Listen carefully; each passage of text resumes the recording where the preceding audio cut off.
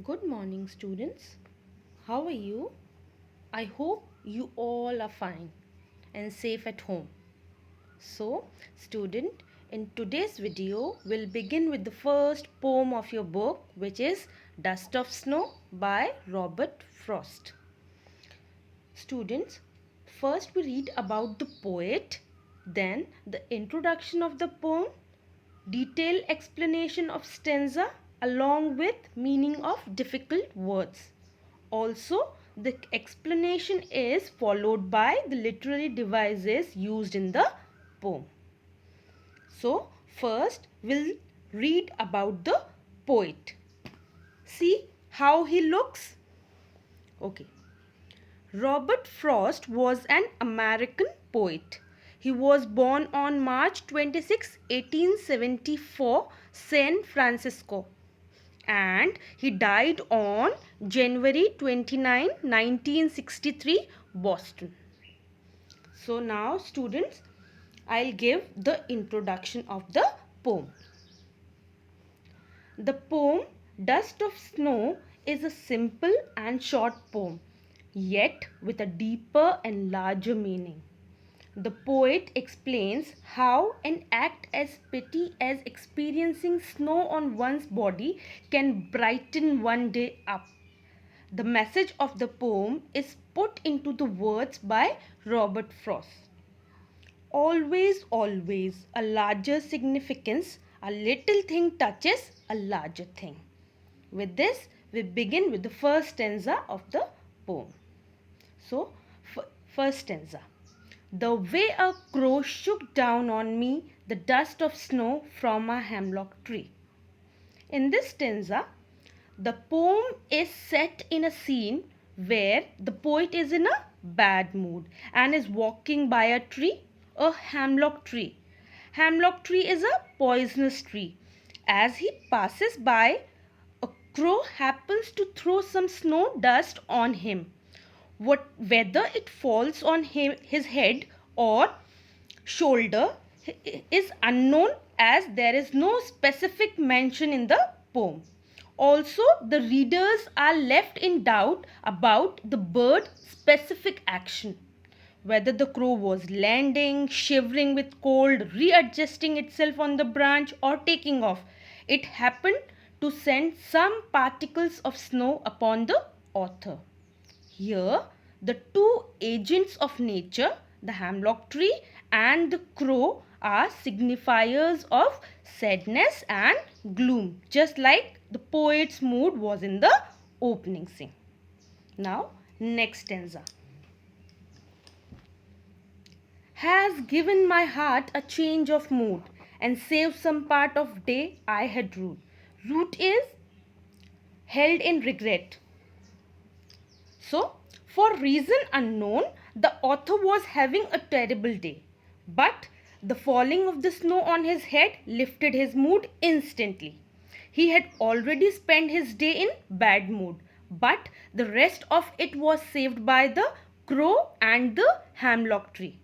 Generally, hemlock tree and crow are used for negative references, but the poet used them beautifully to portray that inauspicious things can bring joy and happiness too.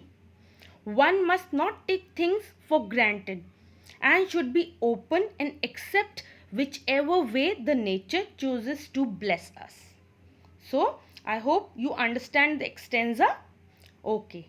Now, students, what is the poet trying to convey through the poem?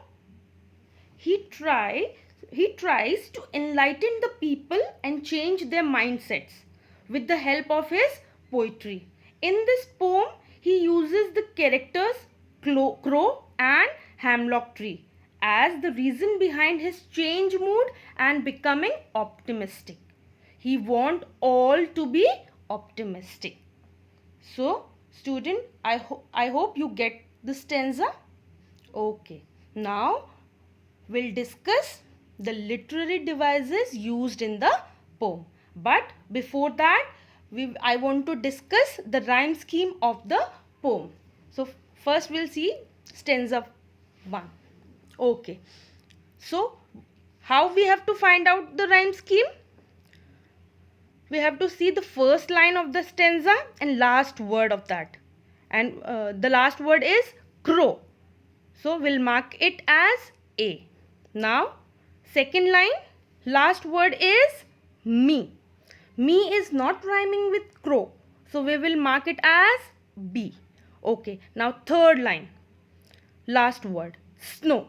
Snow is rhyming with crow. So we will mark it as A. Okay. Now, last line, tree.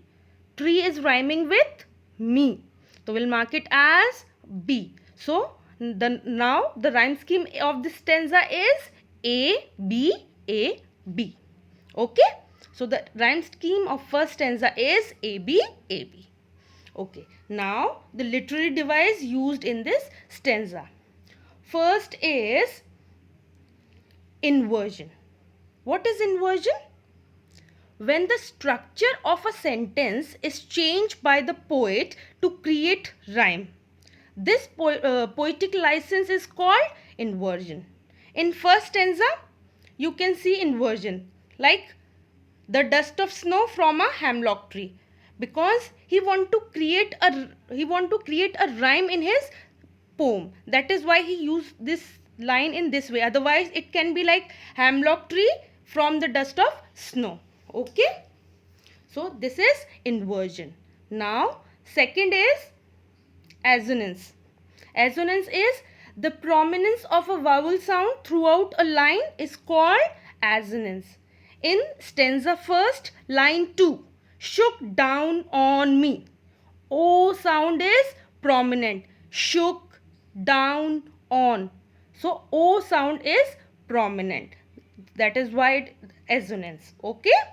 Okay. Another is enjambment. What is enjambment?